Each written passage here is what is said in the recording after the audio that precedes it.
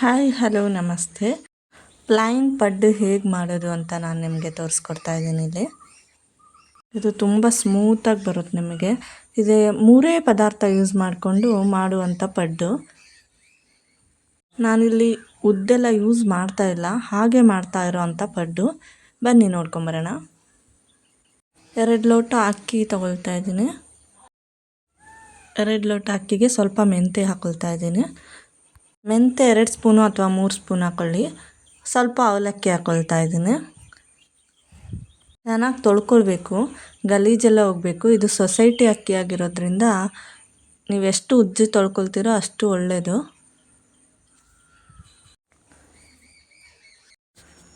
ಇದು 2-3 ಸಲ ನಾನು ಉಜ್ಜಿ ವಾಶ್ ಮಾಡ್ಕೊಳ್ತಾ ಇದ್ದೀನಿ. ಪಾತ್ರೆಗೆ ಉಜ್ಜೋದ್ರಿಂದ ನೀಟಾಗಿ ಅದು ಕೊಳೆ ಎಲ್ಲ ಬಿಡುತ್ತೆ. ನೀಟಾಗಿ ತೊಳೆದಾದ್ಮೇಲೆ ಫ್ರೆಶ್ ನೀರನ್ನ ಇಡ್ತಾ ಇದ್ದೀನಿ. ನಾನು ಮತ್ತೆ ಇದು ಮಿಕ್ಸಿಗೆ ಹಾಕುವಾಗ ತೊಳೆಯಲಿಕ್ಕೆ ಹೋಗೋದಿಲ್ಲ. ಪ್ಲೇಟ್ ಹಾಕಿ ಮುಚ್ಚಿಡ್ತಾ ಇದ್ದೆ. 5 ಅವರು ಇಲ್ಲ 6 ಅವರ್ ನೆನೆಸಿಟ್ರೆ ಸಾಕು. ಮತ್ತು ಸಂಜೆ ರುಬ್ಬಿಟ್ಕೊಳ್ಬೇಕಾಗುತ್ತೆ. ಇದೊಂದು ಮಿಕ್ಸಿ ಜಾರಿಗೆ ಹಾಕ್ಕೊಳ್ತಾ ಇದ್ದೀನಿ ನಾನು. ಚೆನ್ನಾಗಿ ರುಬ್ಬೇಕಿದು.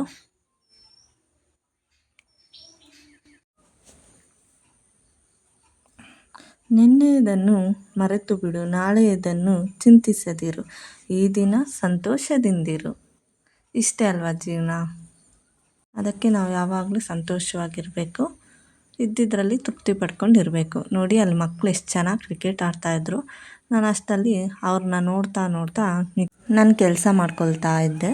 ನೋಡಿ ಎಷ್ಟು ಚೆನ್ನಾಗಿ ಆಡ್ತಾಯಿದ್ದಾರೆ ಮಕ್ಕಳು. ನನ್ನ ಮಗನೂ ಕೂಡ ಕೂಗಾಡ್ತಿದ್ದ. ನೋಡುವ ಅಂಥೇಳಿ ಓಪನ್ ಮಾಡಿ ನೋಡಿದೆ. ನುಣ್ಣಗಾಗಿದೆ. ಒಂದು ಪಾತ್ರೆ ಒಳಗೆ ನೀಟಾಗಿ ಹಾಕ್ಕೊಂಡ್ರೆ ಆಯಿತು. ಚೆನ್ನಾಗಿ ಸೌಂಟ್ ಹಾಕಿ ಅಂದಾಡಿಸ್ಬೇಕಾಗತ್ತೆ, ಅಥವಾ ಕೈಯಲ್ಲೇ ಕೂಡ ಕಲಸಿದ್ರೂ ಆಗುತ್ತೆ. ಚೆನ್ನಾಗಿ ಕಲಸಿದ ಮೇಲೆ ಇದಕ್ಕೊಂದು ಪ್ಲೇಟ್ ಮುಚ್ಚಿ ಅದ್ರ ಮೇಲೆ ಇನ್ನೊಂದು ಪ್ಲೇಟ್ ಹಾಕಿ ನೀಟಾಗಿ ಎತ್ತಿಟ್ರೆ ಆಯಿತು. ಬೆಳಗ್ಗೆ ಎದ್ದು ಇಟ್ಟು ನೋಡಿದಾಗ ಚೆನ್ನಾಗಿ ಹಿಟ್ಟು ಬಂದಿತ್ತು, ಉಬ್ಬಿ ಕೂಡ ಬಂದಿತ್ತು. ಹಿಟ್ಟನ್ನ ಚೆನ್ನಾಗಿ ಸೌಂಟಲ್ಲಿ ಅಂದಾಡಿಸಿ 2 ಸ್ಪೂನ್ ಉಪ್ಪು ಹಾಕಿದೆ. ರುಚಿಗೆ ತಕ್ಕಷ್ಟು ಉಪ್ಪು ಹಾಕ್ಕೊಳ್ಳಿ, ನಿಮಗೆ ಎಷ್ಟು ಬೇಕಷ್ಟು. ಮತ್ತು ನೀಟಾಗಿ ಕಲಸಿ ಪಡ್ಡಿನ ತವಾದ ಮೇಲೆ ನೀಟಾಗಿ ಹುಯ್ಬೇಕು. ಒಂದು ತವ ಇಟ್ಕೊಂಡು ಅದಕ್ಕೆ ಎಣ್ಣೆ ಹಚ್ಚುತ್ತಾ ಇದ್ದೀನಿ. ಇಲ್ಲಿ ಯಾವುದೇ ರೀತಿಯ ಪ್ಲಾಸ್ಟಿಕ್ ಯೂಸ್ ಮಾಡ್ತಾ ಇಲ್ಲ ಎಣ್ಣೆ ಹಚ್ಚೋದಕ್ಕೆ. ಬಾಳೆ ಎಲೆ ಸ್ಟಿಕ್ ಯೂಸ್ ಮಾಡ್ಕೊಳ್ತಾ ಇದ್ದೀನಿ. ಅದರಲ್ಲೂ ಎಣ್ಣೆ ಚೆನ್ನಾಗಿ ಹಚ್ಬೋದು.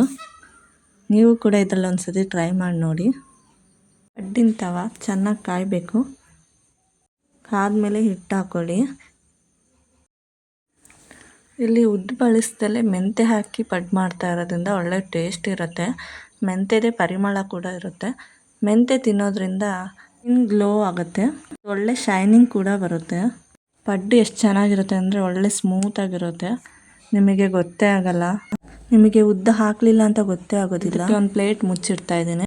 ಬೇಯಷ್ಟರಲ್ಲಿ ಒಂದು ಚಟ್ನಿ ಮಾಡ್ಕೊಂಬಂದ್ಬಿಡೋಣ.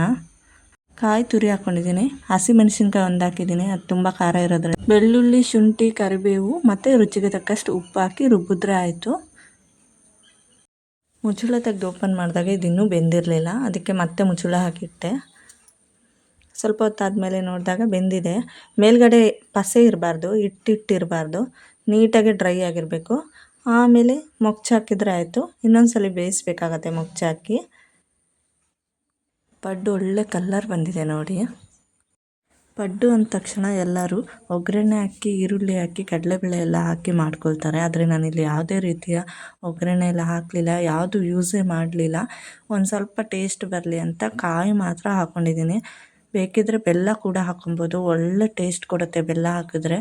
ಬೆಲ್ಲ ಹಾಕಿ ಕೂಡ ಒಂದು ಟ್ರೈ ಮಾಡಿ ನೋಡಿ, ತುಂಬ ಚೆನ್ನಾಗಿರುತ್ತೆ. ಕೆಲವರಿಗೆ ಸಿಹಿ ಇಷ್ಟ ಆಗಲ್ಲ, ಕೆಲವರಿಗೆ ಒಗ್ಗರಣೆ ಹಾಕಿರೋದು ಇಷ್ಟ ಆಗಲ್ಲ, ಪ್ಲೈನೇ ಇಷ್ಟ ಆಗುತ್ತೆ. ಬೆಳಗ್ಗೆನೇ ಮೋಡ ಆಗಿ ಮಳೆ ಹನಿತಾ ಇತ್ತು. ಬಿಸಿ ಬಿಸಿ ಪಡ್ಡು ತಿನ್ನೋಕ್ಕೆ ತುಂಬ ಚೆನ್ನಾಗಿತ್ತು. ಚಟ್ನಿ ಜೊತೆ ಅಂತೂ ಇನ್ನೂ ಸಖತ್ತಾಗಿತ್ತು. Thank you watching.